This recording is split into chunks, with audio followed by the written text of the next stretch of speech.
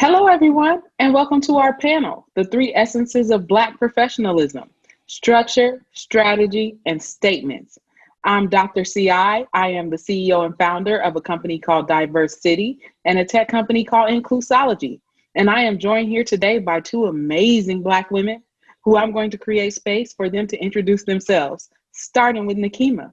Hi, I'm Nikema Prophet. I am founder and CEO of Pop Schools. I am a mom and an artist and a community builder, and I've just started my first tech role in a tech company at Armory as the new associate community marketing manager.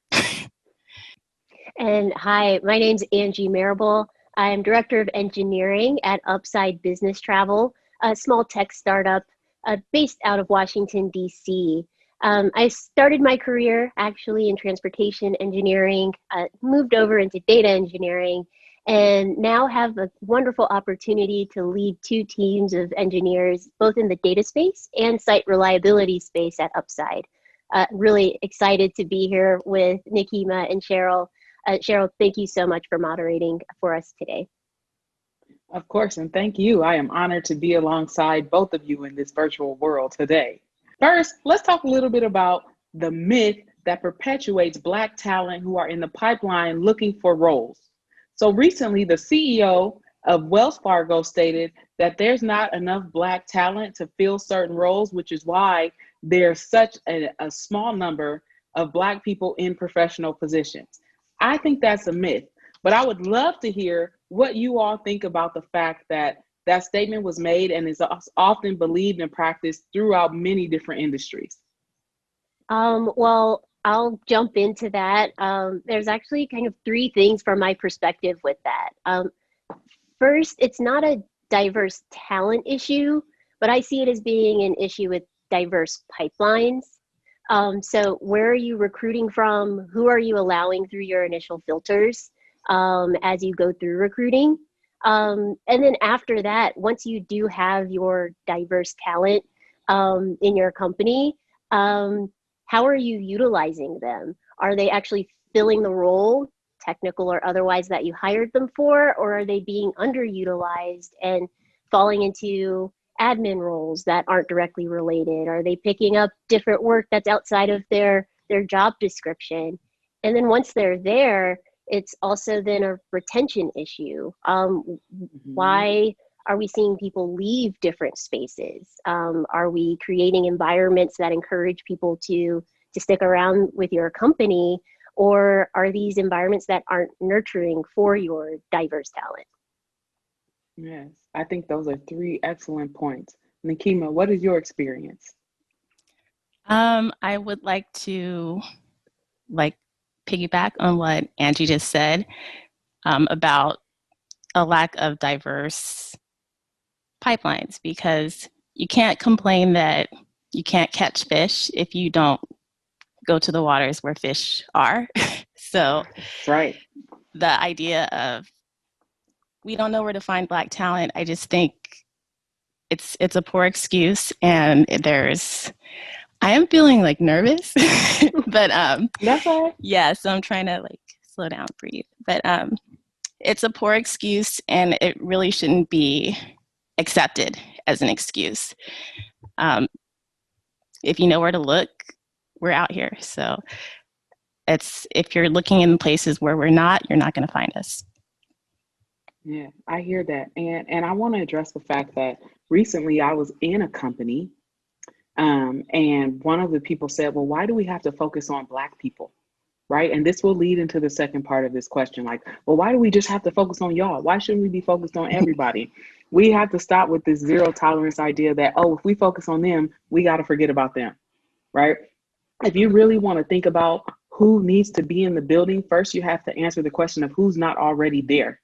And you have to look proportionately at who exists. Right. And so one of the ways that companies need to solve it is first start with who's not in the door.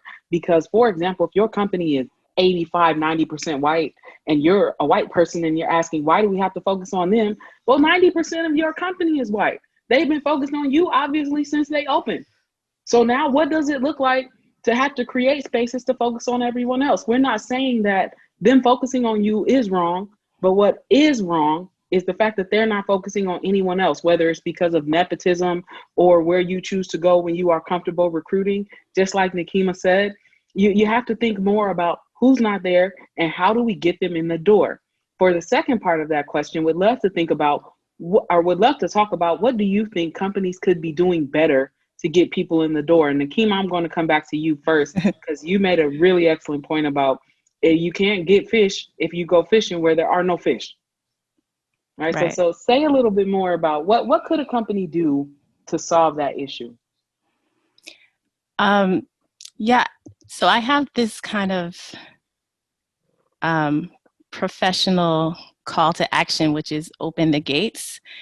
And I think if you want to start at the college pipeline, the very least you can do is to start looking at the HBCUs and give them as much respect and exposure to your company as you give other schools. I recently read on Twitter about like an account from a recruiter who just talked about how terribly the students at the HBCUs were treated by recruiters from a tech company, where they would have the event for the HBCU students happen the day after their Ivy event and serve them leftover food from the night before. Wow. Had it like in the middle of the day, like just like a non-ideal time period so that people can like reach the event. And it's just, there's this baseline lower level of respect when it comes to recruiting Black people. And I just think the first step would be to not see this as how do we reach Black people, but like how do you respect the candidate in general? Like we should be treated equally, at least.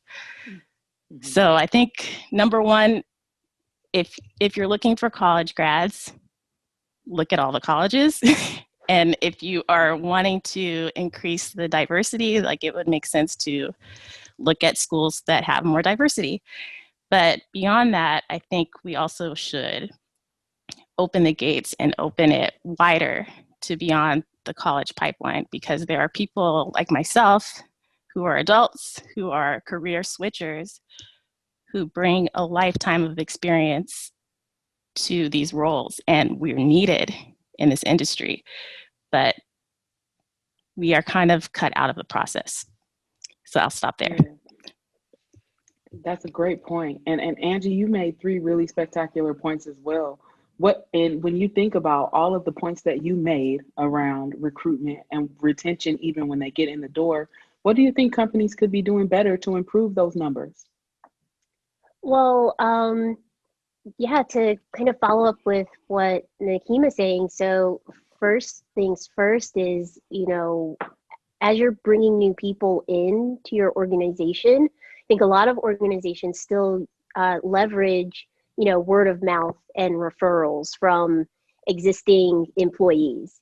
And so not saying that, individuals in your workspace may not have diverse social groups or professional groups, but if that's your only way of recruiting, you're going to get more people like the people who are already there. Right.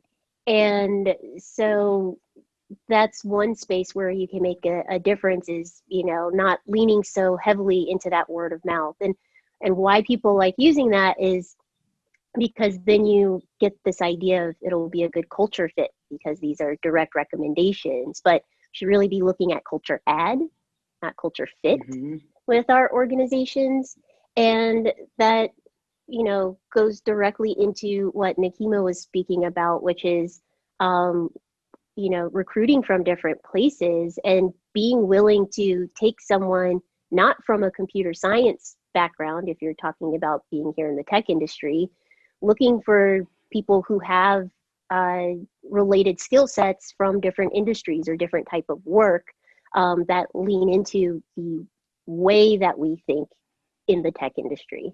What could companies be doing better once you have people kind of in the door is, Mm-hmm.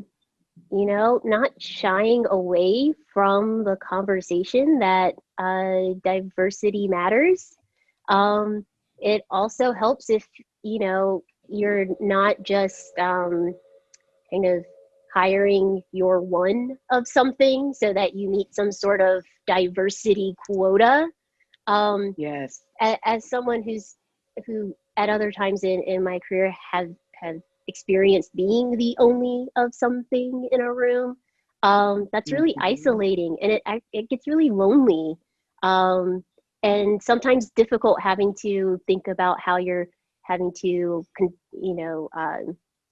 kind of give context into how you might be feeling one day because of something that's happened in your community, having to explain why today's news cycle was just extra tough than normal. There's a lot of extra kind of emotional and mental work that goes into kind of being the only of something. So, Yes. creating not just one to check off a box, but really looking holistically as bringing in, cohorts of people. So there is a sense of community there to support as well. Yes, I think both of you make spectacular points about that. And I'm going to add the context of even before you go out to recruit candidates directly, you need to check the way that you define talent, because Mm, talent also in companies has an extreme bias related to it. And that bias can even show up in the way that we create job descriptions, right? Research shows us, and there are companies now that are working to include more inclusive language in job descriptions where marginalized and underrepresented populations tend to shy away, especially women and people of color. Angie, you made the point about how diversity matters. And diversity, I'm going to add the context that diversity matters when you're getting people in the door, and it matters with who you have interviewing those talents or candidates, because it is extremely important to have diverse interview panels for people who have a number of different identities that don't just need to be visible. So be thinking about the fact that when you are recruiting, when you are creating job descriptions, what kind of diversity do you want to add to that role? And what kind of competency or qualification can you put in the role that might stand out to that person? Because again, the fact that Angie brought up cultural addition, if you want to bring someone in, you say they're not like the rest of your team, well, that can be a great thing, right? But do they have the skill sets to do the job? And are they going to come into your space and enhance some of your cultural values that you might have around diversity, equity, and inclusion? Just some quick points for you all to think about. Now let's transition a little into what has been your experience when you're looking for diverse candidates. And I want to reiterate that we're talking about visible and invisible. And if you've ever been in a role where perhaps you weren't directly seeking out candidates, let's talk a little bit about your visible and invisible diversities and how those have impacted your experience as a candidate looking for a role. And we'll start with Angie this time. Okay, so some of my experiences around finding diverse talent of different sorts to fill roles in the companies I've worked with um, has had a lot to do with, for example, as Cheryl mentioned, working with the HR or people teams at our organization to really evaluate um, the language used in our job postings. You want to use inclusive language, saying looking for a person, looking for a candidate. You want to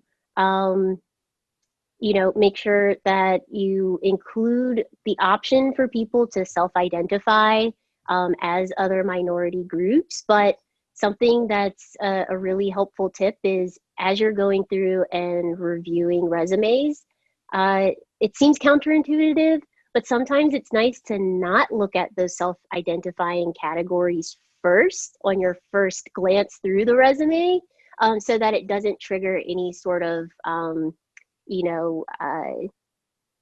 implicit bias that you may have kind of lurking in the back of your mind. I've found that to be really helpful. So you really are looking at merits first, and then going back and looking at those self-identified um, areas. And then In addition to that as well, you know, there's multitude of studies that show that there are implicit biases around different names. So if you want to kind of hide those as well in your first pass, I think that's a helpful tip as well. Yeah, I think that you make a great point about implicit bias and how it shows up and eliminating factors that can trigger unconscious bias. So I'll elaborate on that a little more. But before I go into my spiel, Nikema, what about you? Whether as a candidate or someone who is hiring a person, what kind of visible and invisible diversities have you seen show up, and how have those impacted your experience? Yeah, I think I'll try to answer that from both perspectives. Okay. Because I am a CEO of my company, and I haven't gotten to the point of being able to hire yet. But I think one of the things that I consider a competitive advantage is that I see people, and I see people who are overlooked and underestimated. So, and that's basically because of the life that I've lived and the perspective that I'm coming from. So I guess, yeah, as a candidate, not only am I a Black woman, and I feel like going into these tech interviews, that was a strike against me, or two strikes against me. But not only do I have that, and I'm proud to be a Black woman, so it's not an internal problem. it's how I feel I'm perceived by the outside world. But in addition to that, I come from a position of being low income. I come from a position of dealing with the consequences of that, of not having enough money to live off of. So that means my health suffers, my attention, I can't bring my full self because my full self is not okay. So it becomes this layering of trying to mask what's really not okay and still trying to present your best foot forward. And then you have everything else in the world on top of that. And in addition to race, gender, income status, I also have hidden disabilities. I have neurodivergence. So there are a lot of things that I have to calculate and try to mask these issues that are really pressing. They're really affecting my performance, and I still have to push through all of those things to an audience that I don't think really sees me. So back to that competitive advantage. I see people, I can see their talent, I can see their potential. And I think it's because I do find myself the only one like me in a room. And I miss the people who aren't there. I look around and I miss them. So I don't know if that, I went off on something, but I don't know if I answered the question. I love the way you went off. It ties right into the next topic. So if you ever want to go off again, feel free to do that. Okay. But I really love the idea that you talked about all of the different identities that you have. And I think that relates, one, to the way bias shows up, because when you are a person who is marginalized, if you are going into a space where nobody looks like you, you are more what's the word I'm looking for? Susceptible to bias, right? Susceptible to bias. And so I think it's really important for us to understand that with all the different identities that you have, especially if they are marginalized, whether visible or invisible, we are more likely to encounter bias where other people don't have those identities, which really takes us into the conversation about intersections, right? And so what does it mean to have those intersections? And if you've never understood the term intersections, you should look it up. First of all, it was coined by Kimberly Crenshaw, who is also a Black woman. Now, if you want to look up the research, feel free to. It's very in-depth, and lots of people use the word intersectionality today, and it's becoming even more prevalent again in our conversations. But what it is it's a point at which two or more of your socially categorized identities meet and intersect. It's like they're crossing a road. So for example, let's talk about funding. If we're raising funding as business owners or people in a business, what we know for sure and what data shows us is that 3% of women receive venture capital funding. That means that 3% of venture capital funding goes to women, right? But if we look at the intersections, only 0.8% of that funding goes to Black women. You see, when our intersections show up, they can show us how to find the differentiations in the data that impact the outcomes, that show us that there's bias in multiple industries. And venture capitalism is just one example of that when there are many, right? So when you think about your intersections, and Nikema, you talked about it a little bit, or a lot actually, which led to this transition, is I'm going to start with Angie though. Talk to me a little bit about your intersections, Angie, and how do they show up and what does that look like in the workplace? Yeah, I can kind of take you through a few different phases of my career because things kind of change a little bit in how they've shown up. I kind of really resonated with what Nikema mentioned about, coming from low income. That's a part of my growing up in Atlanta as well. And so one thing in my early career, fresh out of college, that was very difficult was this idea, especially here in DC, of unpaid internships. Like that's how you get your foot in the door of certain types of organizations. And like, that's great, but I had no support or other funding from family or anything to kind of see me through those multiple months of being unpaid for really valuable work I was doing. So in addition to, an unpaid internship, I was also working 2 other part-time jobs in order to afford to live in DC for that unpaid work. And that leads to, that's being very busy. That's getting less sleep than maybe some of my peers. That's affecting my ability to come to that opportunity as my full self. And then kind of once I then made the transition and then got more into the tech space specifically, I think there always has been, and there continues to be, this interesting intersection I have with being actually multiracial. So I do identify first and foremost as a Black woman. That's culturally how I grew up. That's who the people who were around me were. That's who I am. But I also happen to kind of sort of present as my other identity, which is an Asian woman as well. And then I'm also a woman. And so no matter what, I'm never quite sure when I enter a room, what do others perceive me as? And how do those perceptions that they have about any one of those identities play into how they're interacting with me, how they're listening to me, how they're reacting to how I'm presenting myself, from all sorts of stereotypes and assumptions. Am I being too aggressive right now, or am I being too meek right now? Am I letting things slide in this male dominated field because it's like really hard to sometimes stand up for yourself? All of those identities come into play when I'm sitting in a room, especially with new people. Every day's different and none of that goes away.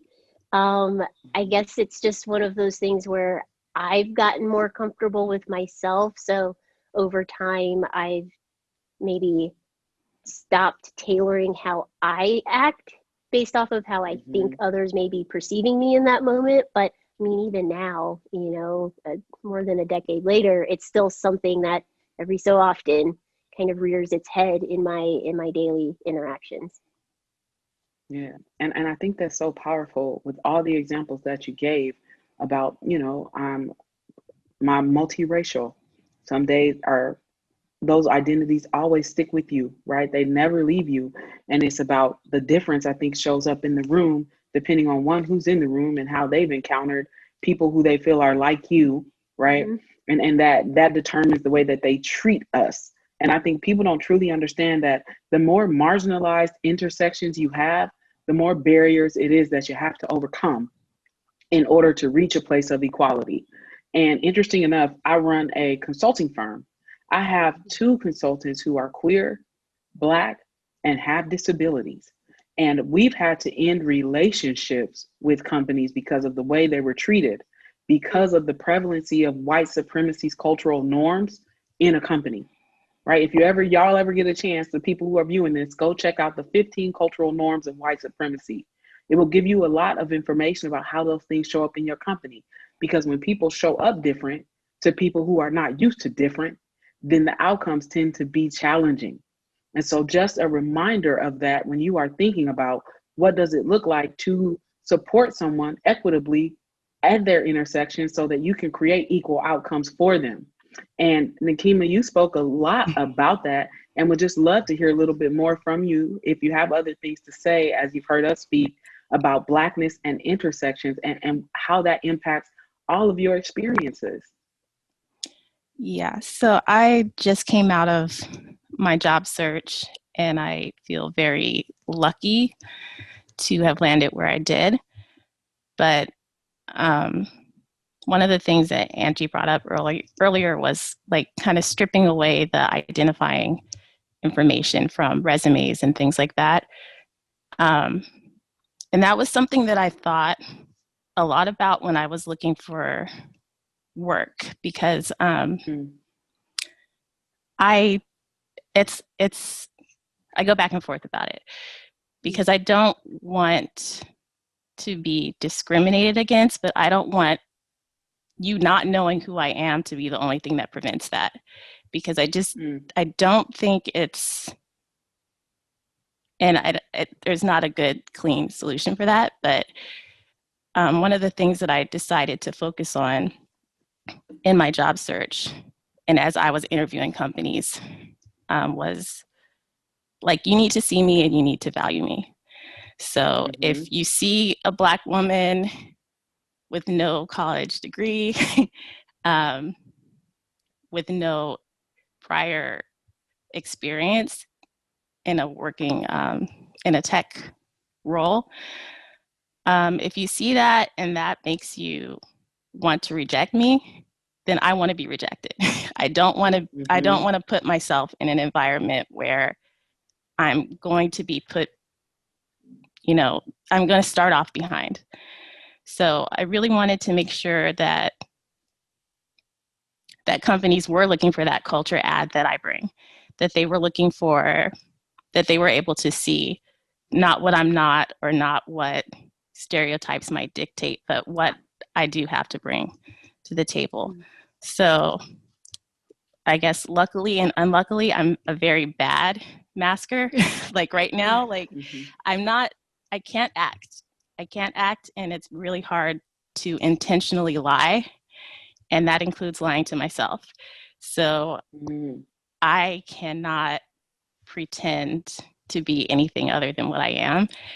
And I just made a decision somewhere in the job search that wherever I land, like they need to see it all and still want me. Like, so, yeah, so the intersections, I feel like in tech, especially, I feel like being Black and being a woman is one thing, but I feel like my income status was probably more of a barrier than those other things. My income status and my educational status. So, yeah. And I think that's a good point because I don't think people understand that some can be a causation of the other, right? Like how interrelated they are. Like when you look at low income populations and you look at the disproportionate number of who is considered low income, that is directly correlated to race, right? Yeah. And so we have to think about the correlations of our intersections because education, even when it comes to education and access, you have to realize it was less than 100 years ago when schools was being segregated and desegregated. And so the access that we've had to education and the people that have happened to are raising us And that's part of our professionalism. And I think you made a really good point about going where you are appreciated. And what does it mean to truly be appreciated? And you both make the point about authenticity and being your authentic self and being able to go into a workplace and see a culture that allows you to be authentically yourself. And of course, we're not going to bring our whole self to work, because there are pieces of us that we have that just we don't want to show up in the workplace. But for the pieces that we do, we shouldn't have to cover them. And that can be our language, our hair, the way that we dress, our behavior, the way that we speak, right? It is so interesting that all of these factors we always have to think about. And I think that you both have some commonality in talking about how often you have to think about them. Because if you are in a space where you don't have to think about your identities impacting your outcome, your opportunity, that's privilege, right?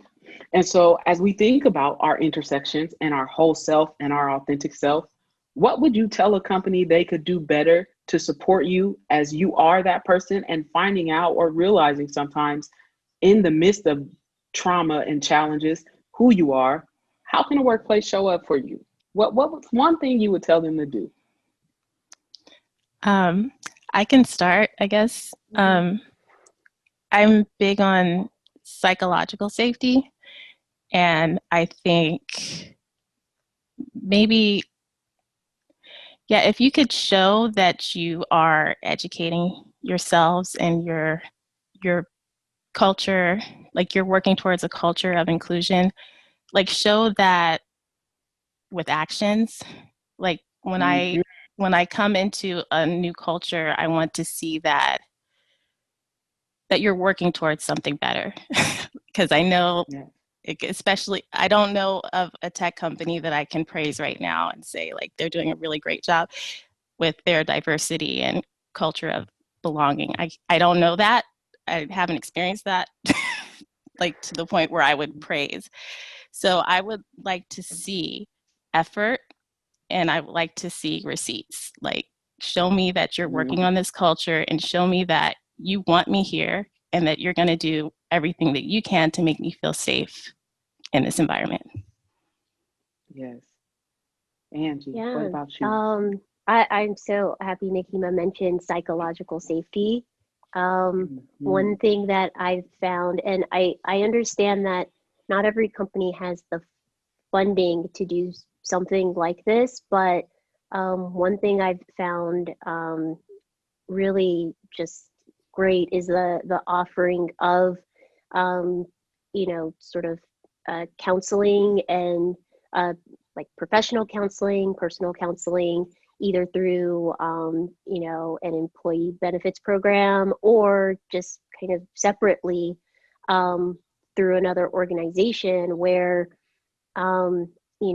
I've had the freedom to talk to someone who is not a part of my company, but is a resource provided to me by my company, where I can go and talk about these types of things, whether it's my own professional development within the company, whether it's, I'm having a really hard time showing up at work today because of the nature of the world right now, and how they impact me and my loved ones in ways that I don't know that others around me at work really understand. Having that resource there, like, that costs money. That's money that the company is putting out there. Show me that it's valuable to you. So that's a very, very specific way that I've experienced that as sort of a company offering to me. And just like Nikema said, I mean, there's a lot of like virtue signaling going on, and people saying things, and maybe sudden sort of features of your diverse talent on your website or marketing materials. but besides that, what is happening? Like, is it just a one-year training you're putting on? Come on.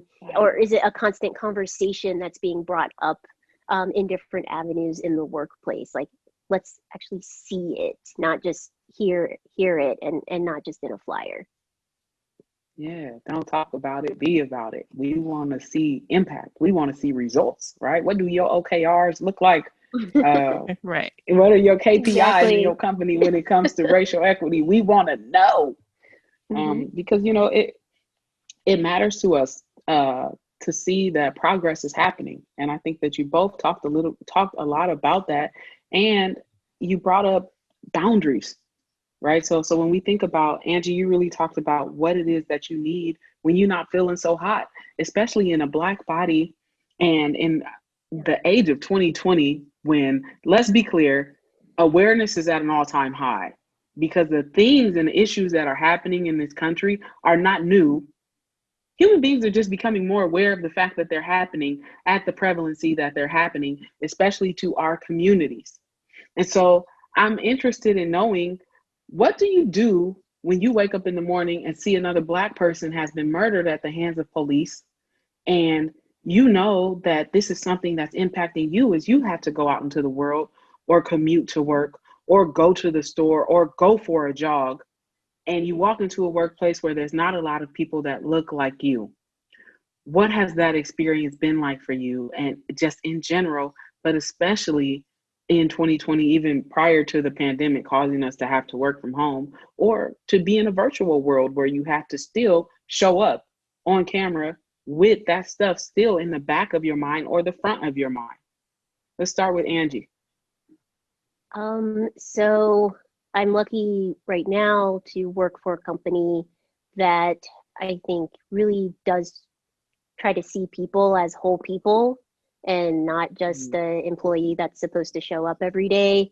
So I do know that this is not something everyone can do, but I am privileged to be able to do is that I unplug. So if I need to say, you know what, actually, this is a mental health day, um, I'm taking the day. And it's mm, not for me to be unaware. It's not for me to not participate in the conversations. It is sometimes to protect myself emotionally. One, from either doing emotional labor that day that just really shouldn't be mine to do. Uh, but also, I am already aware, like you mentioned, Cheryl, like the things happening in 2020 are not new.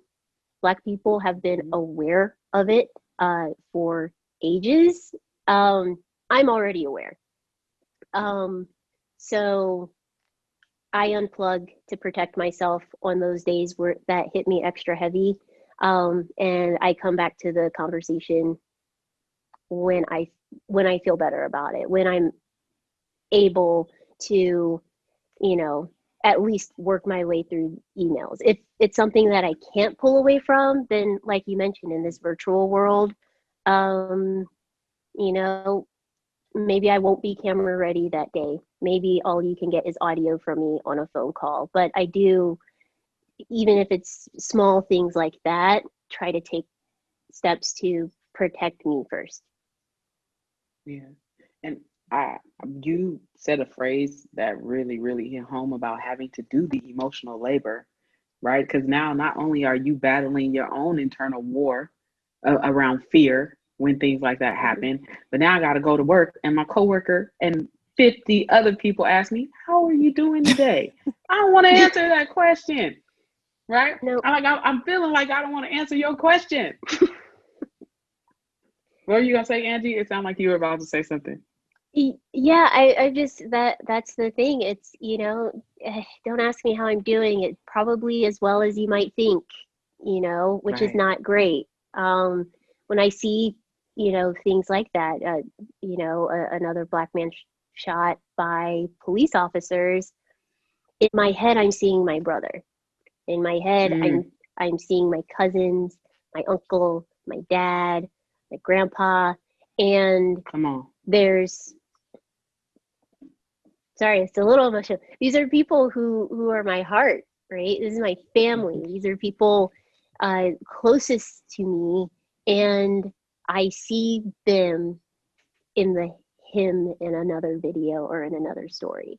And Yeah. so, um, yeah, generally the feeling is not great, and I don't want to be your source of answers because I don't have all the answers. I in some ways don't really know what to do about a problem like that. Right. But it's so prevalent in our day to day now. It's exhausting. So yeah, Mm-hmm. I have to protect myself and, take time that I need to protect myself from those conversations when it's a day that I can't get those images of the people I love out of my head. Yeah. And Nikema, you are a parent, correct? Yes. Okay. Yes. What is that? What's that like for you, just in your Black body, but also knowing that, you have other Black bodies to raise? I think it's important for our audience to hear both of those experiences and perspectives.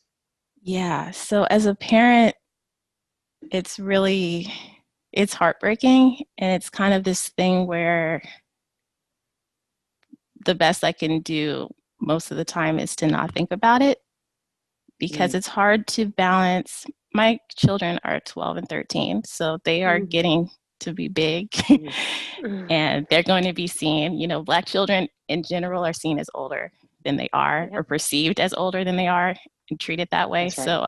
So there's they were never, and I was never, given that um, assumption of innocence ever.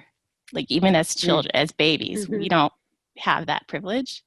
So Mm. it's really hard to not to be honest and be open and, yeah, honest about what the state of things right now. But you don't want to crush their hopes. You don't want to Right. you don't want to feed fears, but you also feel like you have to prepare them for for how the world sees them. So it's a daily, constant heartbreak, and it's this thing where, if we're talking about intersections, and um, we just, like, the more of these, compounding identities that you have to be aware of. It's like having an open tab running all the time. So I'm always Mm. saying, like, I'm amazed by how well we as Black people function in this society, because we have to have this hyper awareness of everything, because so many things that shouldn't be are a life and death situation for us. So Yeah. it's, I think we as a people are doing excellent. Like, under Mm. the circumstances, I think having to always Mm. have that constantly running cycle of never feeling safe, Yes. um, it's got to affect our productivity and creativity and mental health, and yet we still, like, press on, and we still do amazing things. So I'm going to try to get through this without crying, and I probably won't. But And it is okay if you do. I know it's okay. This is my thing. Like, I always try to fight it. So I'll try not to fight it Yeah. too hard. Um, Mm-hmm. but yeah, just being, so I'm new on my job. So what they have said is that we have unlimited paid time off. I feel like I have a relationship with my manager where I can be honest if I'm feeling like the world is burning, if I'm feeling like Mm. I'm not functioning the way, like, I don't feel productive, I feel like I can't work. Like, I feel like I can be honest about those things, but at the same time, I'm new. So I don't want to overstep Yeah. and take too much time off, because I still have Mhm. to prove myself in this role. So that has been an internal struggle for me. But like I said, I'm new on this job. And before then, I was working on my own company primarily. So I didn't really have to answer to anyone. Um, but I would say a tactic that I have is having people outside of work who are a safe place to go to, and safe Mm. people to talk to, and people who you can cry and yell and cuss and whatever it is that you're feeling. Um, That's right. yeah, that you have that outside of your job, because chances are you're not going to find it in the workplace. Mm. So, That's real. Yeah.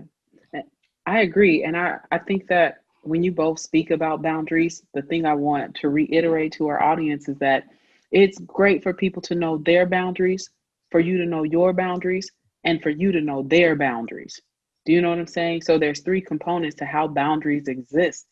And if and when a person is in a space to talk to you about something that is challenging to them, because like you all said, I think we're doing a pretty damn good job of showing up at work, even when things are hitting the fan. I never forget, the day after what happened to George Floyd happened, I literally went on my LinkedIn, and every other LinkedIn post said something in the realm of, I need to figure out how to show up for work today. And I went under people's things and said, do you have a right to stay home? And that's a privilege to some of us. I get not every company has unlimited PTO, but it for companies and people who are watching this who are in HR, I'm going to take the next conversation about boundaries to thinking about what it is that you can do, whether you are in HR, whether you are VP of people culture, whether you are CEO of your company. What is it that you could do to create spaces for employees to feel safe when they are having very difficult times? What kind of systems can you create?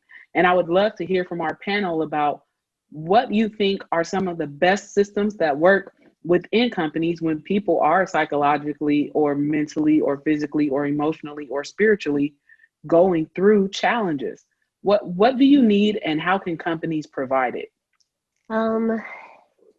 So I think for myself, this is coming from kind of my personal experience. Dive into a little bit of frustration of what it's like to kind of force yourself to show up for work, because we have jobs, we've got to do them, right? It's frustrating when you have to show up to work and you're processing a lot of this in the background. That never-ending open tab is there. It's frustrating because in addition to that, in my own head, I'm saying to myself, man, today had so much potential. I had so much potential for this day. If only I weren't having to deal with this. If only I weren't having to. And I get angry about that sometimes. It's more than frustrating. I get angry about that because it's like, I see that about myself. I see that about other coworkers. I see that about, people on the teams that I lead, where I'm like, man, when this person's having a good day and there are less hurdles in their space and there's less things taking up that, mental churn in the back of their mind, like, man, they're really on it. And that feels good to be that on it. So it's really, really frustrating when you can't be. Yes. For me, having that experience, when I see something maybe off, or when I know the context of what's happening socially in our world on a given day, someone seems not quite in it. If they're comfortable, I try to provide a really open, kind of space for conversation so that people can talk to me about this on my teams.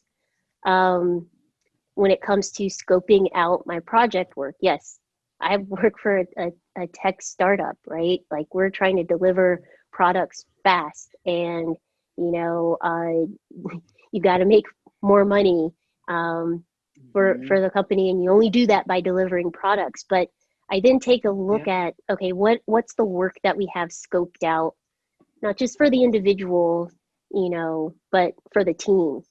Is there anywhere that I can pull this back?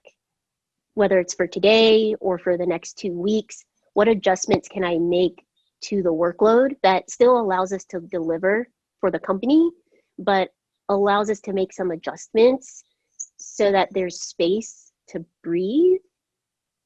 Because if I can create some space to breathe in a short term, the potential of my team is amplified later on, when that mental churn, when that all of that crud running in the background isn't there. So what can I do as a leader to pull back, and it's a balancing act. But that's one thing that I think is a common theme that we've talked about here, is that Black people are really good at balancing a lot of stuff. We shouldn't have to, It's a Facts. learned skill, though, that I think a lot of us have picked up along the way. Yeah. And I think that you made such a critical point about that balance, right? Because we often talk about work-life balance, and while we're balancing, the systems in our workplace don't always teach us how to integrate that Mm, into our work and our personal lives. And so we have to think about work-life integration in a Black body with all of these intersections. And that's a lens that every company needs to have for every identity. But since we talking about Blackness today, I'm gonna talk about Blackness, right? Nikema, what about you? Mhm. Yes, I feel like I don't have a whole lot of career experience to talk on this. So I will just say what I'm thinking about it. Um, Having just gone through the tech job interview cycles, I know it takes a lot of time, money, effort to hire someone. So Mm, you want to do what you can to make their time there sustainable. You don't want to burn people out. So mhm, I think, um, yeah, from a people perspective, I guess, I don't know if being able to monitor, I don't know if that makes sense or not, because yeah, this is all new to me. This is a new world for me. But if you could be aware that your people who are marginalized in society are dealing with a lot more than what's happening in the company, and they're bringing that to work with them, like just having awareness and again trying to create a safe place for them to exist, I think is important, because you don't want someone to push past everything else in life and just grind 100% on their work tasks, because right. they're going to burn out. So, Yes. so protect that time and that investment that you've already made in that Mm, employee, and try to make their time there sustainable, because you wanted them, yeah, like you vetted them, they're there, that's so right. like you want everyone to succeed. mhm, Yes. And I think you made a fantastic statement about you invested in that employee. Now invest in the systems that they need for support. And some of those systems, just for some of you who are wondering, are things like unlimited paid time off, unlimited vacation time. And I'm a CEO. And I know for other leaders in the company, you're probably thinking, but if I give them unlimited paid time off or unlimited vacation, they never gonna get their work done. That is not true. And for those of you in companies who think that employees only need to work a 9 to 5 Monday through Friday, and that's when they come to work, you need to get out of that, right? Especially in a virtual time where many of us are working from home or are caretakers and can't create the time to do a 9 to 5. You need to change the way that you examine how you accomplish your milestones. And that shouldn't be based on a 40-hour work week. It should be based on a person's availability and your timeline. And so I am saying, as you are practicing these things, get away from a 9 to 5, 5 days a week, 6, 7 days a week schedule, and go to milestones and say, how much time do we need to accomplish the milestones that we need? And what do you need to get it done? Because that's just a more inclusive way of accomplishing tasks without inequitably and punishing your employees during a pandemic or just in general who have different life structures or familial structures, etc. Whatever the boundary is or the identity is, that the boundaries that you have set up in your workplace have made a challenge. Now is the time to undo those things, right? Now, as we think about workplaces actually showing up, and I'm going to lean in and wink, in the beginning of 2020, we've seen so many equity statements, so many, every other company on their website, on Twitter, on whatever the medium they used, has something to say about how they wanted to show up for equity and how they want to perpetuate equity and support Black Lives Matter. And for many of these companies who I have known and known in their company, I'm like, you can't even keep Black employees. How the hell you going to perpetuate equity for a movement that you've been mistreating their people since you've been in existence. It's great for you to recognize the awareness and want to do something different. I'm not taking that away from you, but like Nikema said earlier, we need to see your receipts. So I'm curious about what you all felt or think about a company's equity statement or BLM statement or diversity statement. What's it like for you when you experience those? Let's start with Nikema. I think about 99% of it is BS and is meaningless. Yeah, don't talk about it, be about it. And another thing that bothered me a lot about the extra, like, yeah, the dialogue about Black Lives Matter is that our lives have always mattered, and it shouldn't come to the forefront when we're being brutalized and murdered. That's right. Like, Black creativity matters, Black love matters, Black, like we are doing amazing things all the time. And to feel like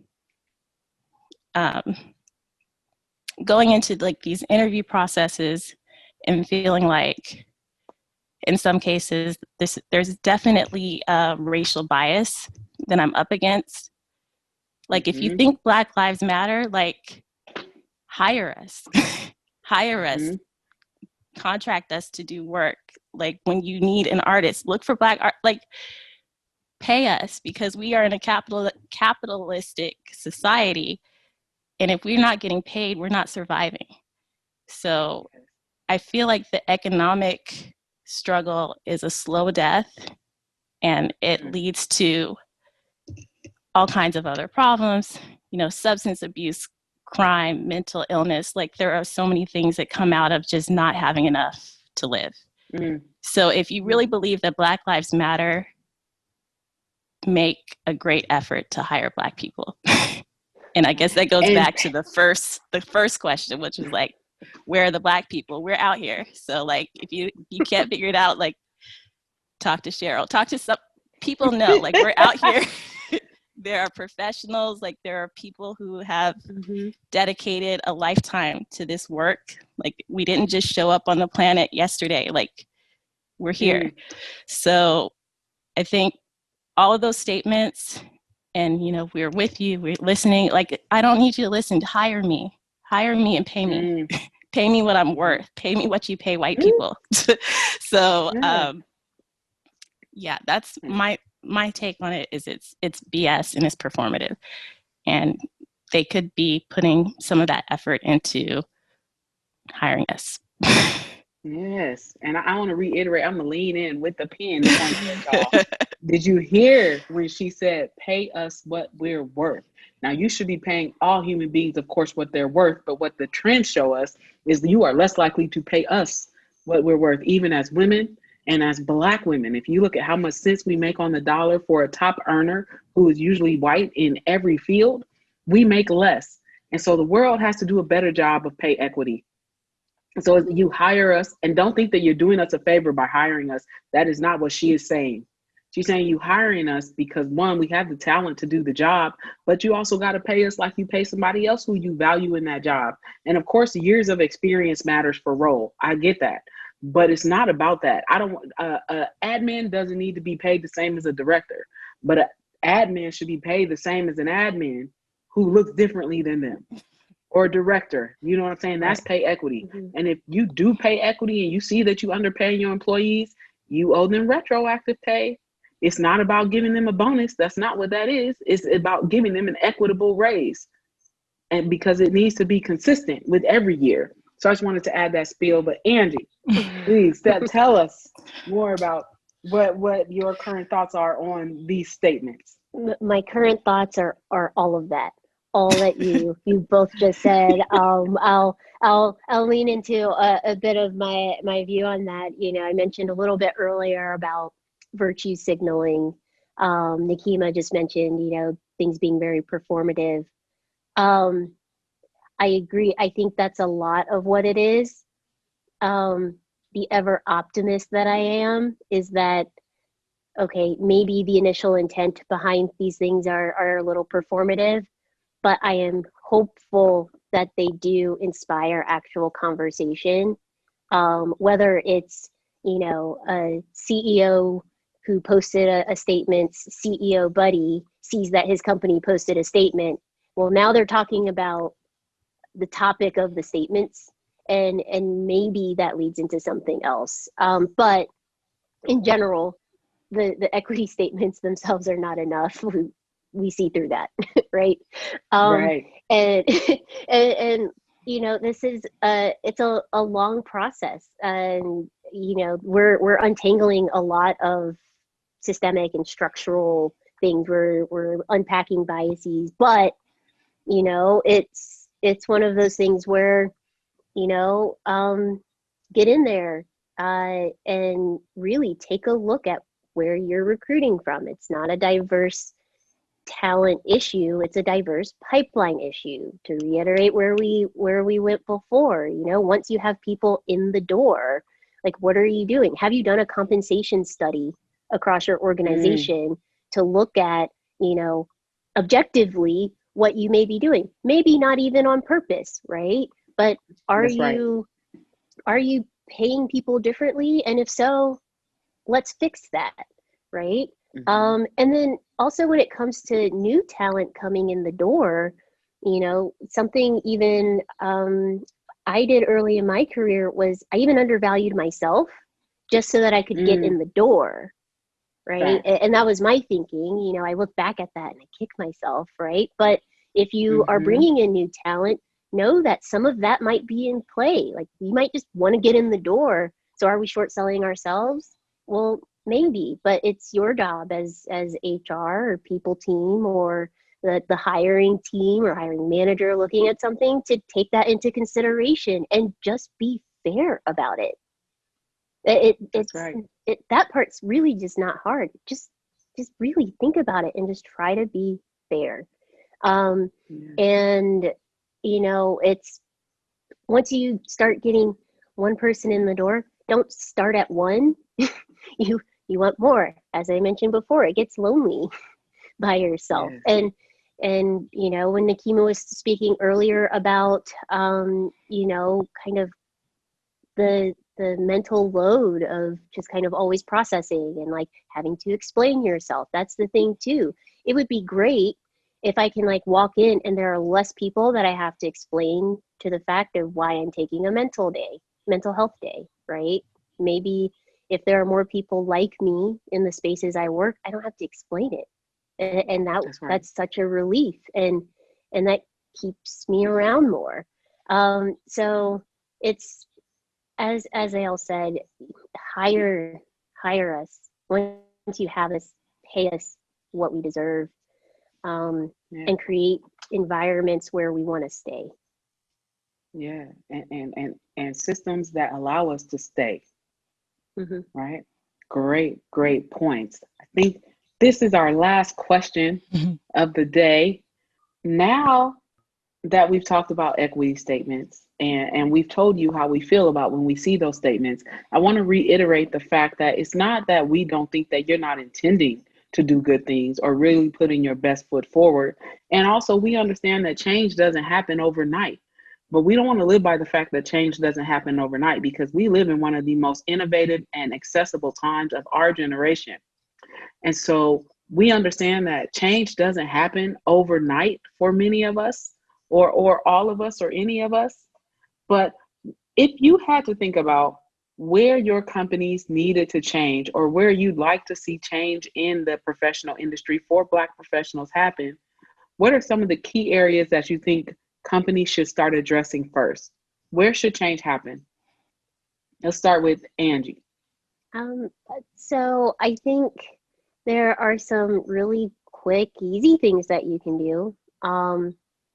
There are professionals in this space who consult on diversity, equity, and inclusion, who have experience with helping organizations develop a strategy around that.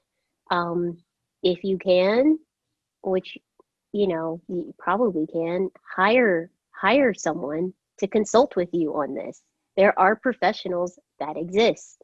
Don't ask them to consult for free though, pay them. um, this isn't free or easy work, right? And so that's step number one. Step number two is to talk about, take a look around your company. What does it look like?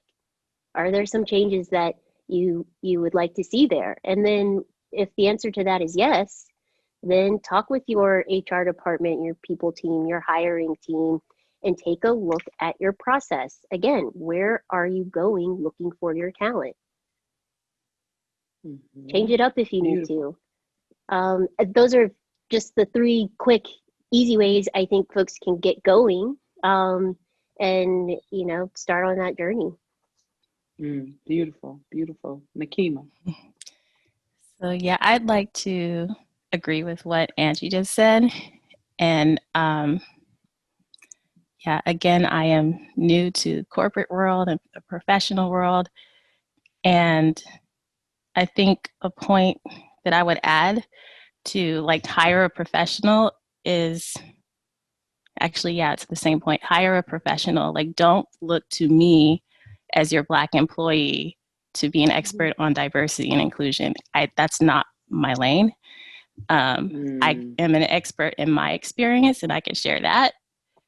But hire the people who know what they're doing. Like, audit your hiring processes.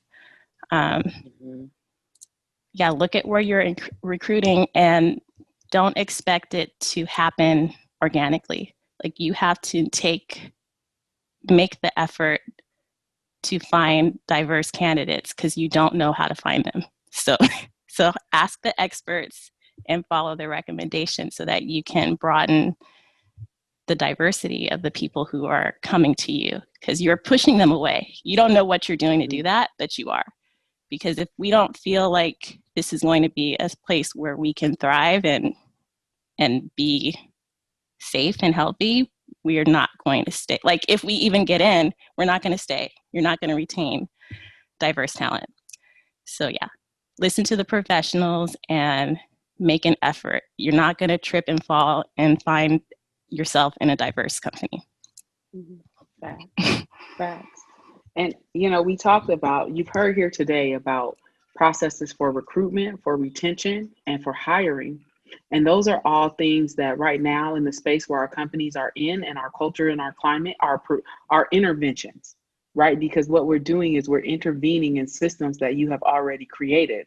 So I want you to take the perspective of intervention when you go into your company and think about what systems need you to intervene and what systems do you need to create to intervene processes that have created bias, that perpetuate against different identities or perpetuate discrimination against different identities. The other thing I want to talk about is prevention.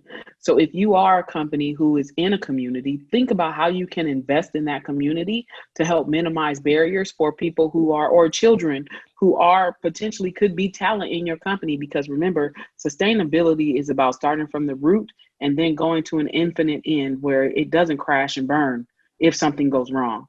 And in order to do that, you have to practice social responsibility and really getting invested in communities where we come from and where other marginalized populations come from, and finding a way to support them, whether that is politically, whether that is just economically in your community, etc.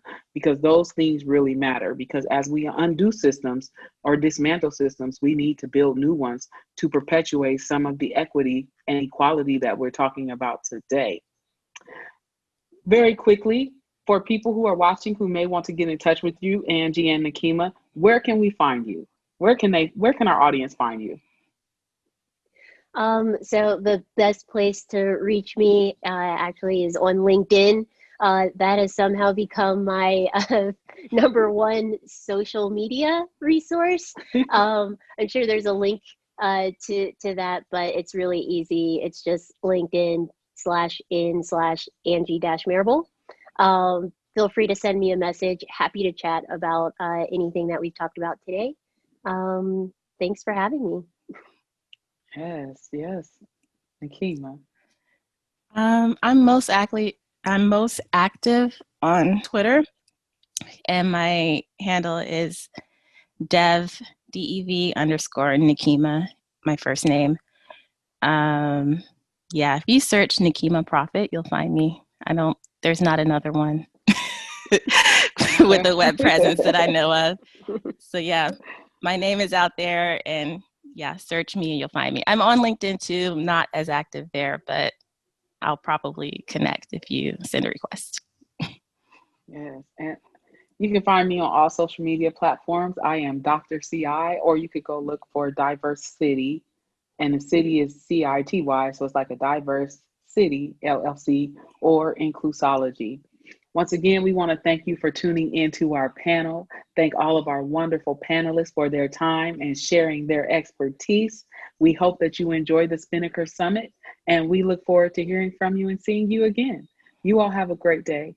Thank you.